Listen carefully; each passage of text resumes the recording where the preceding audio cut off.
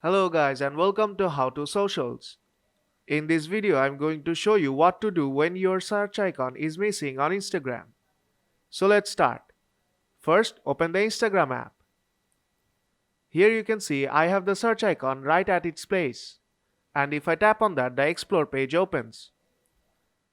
As you can see, I don't have the notification icon right at its place. Instead of that, I have the shop page. And now I can browse shop on Instagram.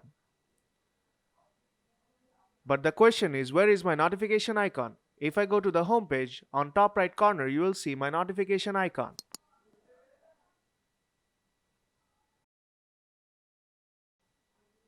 And from there I can access notification. And just like that, if your search icon is missing, then go to the home page and you'll see your search icon on top right corner just beside the DM icon. So if this video helped you out, then don't forget to leave a like.